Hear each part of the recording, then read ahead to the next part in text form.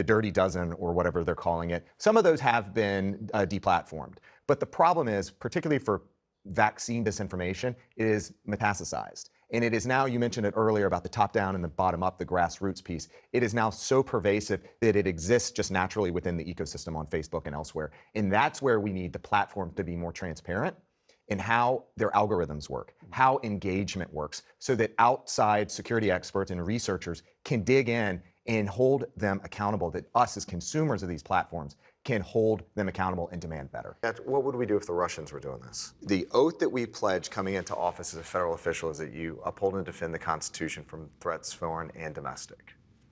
We upheld our oath, carried it out. So is Donald Trump a domestic threat? There is disinformation that he is spreading.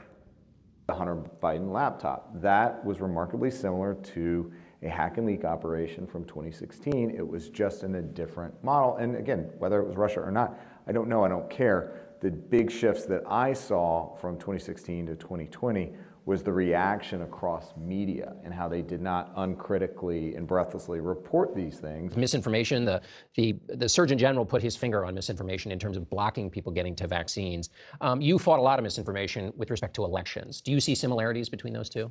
Absolutely. We need, for instance, also self-policing across groups like lawyers. So state bar associations can take action against those that sponsor the 60-plus frivolous lawsuits, or whatever percentage of those that were frivolous. You can look at COVID. You can see state medical boards similarly took action against a number of doctors that were grifting on various solutions to COVID. So we've got to have a much broader focus. That's not just the platforms. It's not just the government, but there's also the rest of society that can weigh in. There are election officials that have said we have to cancel our Dominion contracts in order to restore confidence in the local citizenry, the local voters.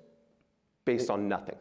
So the damage is done. And so to your point about rethinking First Amendment jurisprudence, I don't know what that looks like, but the system's broken at some point, in part because even in November and December, I guarantee you that courts would not have intervened because it was still a political matter, and they wouldn't want to get in the middle of that until December 14th and the certification deadline.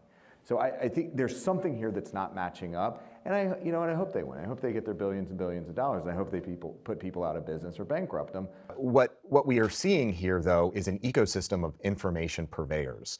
Some of this is politically motivated. Some of it is the anti-vax community. Some of it is, profiteering. And I tend to believe that there's a lot of that going on here. People selling quack cures. Yeah, and there was a Washington Post piece the other day about the FTC, a former FTC commissioner, Terrell McSweeney, that asked the FTC to investigate some of the profiteering off of the pandemic. Mm-hmm. And I think that is an incredibly important development in how we're going to move beyond not just the pandemic-related disinformation, but also some of the election-related disinformation.